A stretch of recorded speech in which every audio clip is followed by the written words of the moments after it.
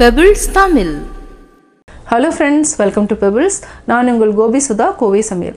நம்ம இன்னைக்கு செய்ய போறது கொஞ்சம் வித்தியாசமான ரெசிபி. அதாவது வாழைக்காயில எப்படி குழம்பு செய்ய போறோம்ங்கிறது தான். இது வந்து என்னன்னா வெங்காயம், தக்காளி, இதுக்கு குழம்பு மிளகாய் தூள் வேணும்னா நம்ம அரைச்சு கூட நம்ம ஆட் பண்ணிக்கலாம். நம்ம எப்படி சிம்பிளா செய்யணும்ங்கறத பார்க்கலாம். வாழைக்காயை நம்ம பொடி பொடியா கட் பண்ணிக்கலாம். இதே மாதிரி இந்த சைஸ்ல எல்லாத்தையும் கட் பண்ணிக்கலாம். நம்ம ஒரு pan வெச்சுக்கலாம். panல 2 டேபிள்ஸ்பூன் ஆயில் விட்டுக்கலாம். ஆயில் நல்லா காயிட்டோம். இதுக்கு ஒரு 1/4 டீஸ்பூன் கடுகு, 1/4 டீஸ்பூன் கடலைப்பருப்பு, உளுத்தம் பருப்பு, சீரகம் 1/4 டீஸ்பூன் விட கம்மியாக ஆட் பண்ணிக்கலாம். இதுக்கு நம்ம கருவேப்பிலை சேர்த்துக்கலாம். இதுக்கு நம்ம ஒரு பெரிய வெங்காயம் எடுத்துக்கலாம். இது நல்லா பொன்னிறமாக வதக்கிட்டு தக்காளி ஆட் பண்ணிக்கலாம். பார்த்திங்கன்னா வெங்காயம் நல்லா வதங்கிடுச்சு. இப்போ நம்ம தக்காளி ஆட் பண்ணிக்கலாம்.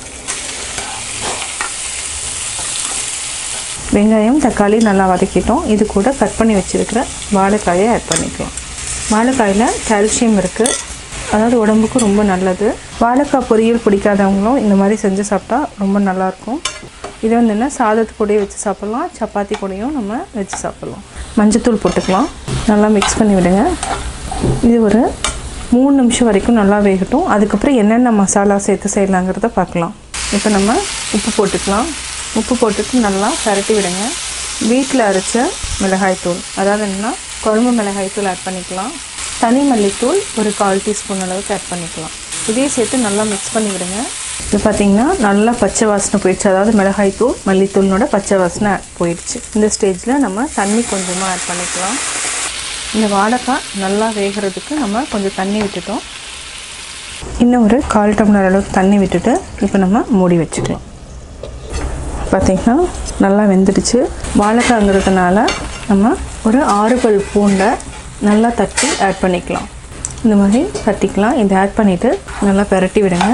இது வந்து என்னென்னா ரொம்ப நேரம் வைக்கக்கூடாது, அவ்வளோதான். அந்த ஸ்மெல் பூண்டு ஸ்மெல்லோடு இருக்கணும். இப்போ நம்ம ஆஃப் பண்ணிக்கலாம். ஆஃப் பண்ணிவிட்டு மூடி வச்சுருங்க. அதுக்கப்புறம் நம்ம வேறு பவுலில் மாற்றிக்கலாம். சுவையான வாழைக்காய் குழம்பு ரெடி. வாழைக்காய் குழம்பு எப்படி செஞ்சீங்கிறது பார்த்தீங்க. நீங்களும் வீட்டில் ட்ரை பண்ணி பாருங்கள். பார்த்துட்டு உங்களுடைய கமெண்ட்ஸ் எனக்கு சொல்லுங்கள். லைக் பண்ணுங்கள், ஷேர் பண்ணுங்கள், மறக்காமல் சப்ஸ்கிரைப் பண்ணுங்கள். என்னோடய குக்கிங் வீடியோ முடிஞ்சதுக்கப்புறம் பார்த்தீங்கன்னா ஒரு திருக்குறள் வந்து நீங்கள் பார்க்கலாம். உங்கள் குழந்தைகளுக்கு நீங்கள் சொல்லித்தரலாம்.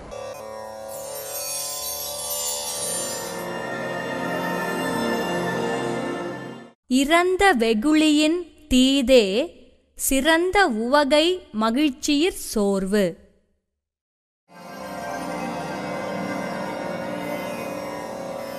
விளக்கம்: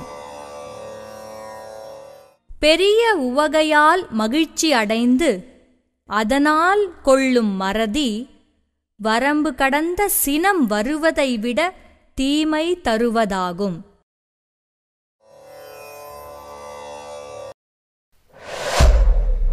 Pebbles Tamil.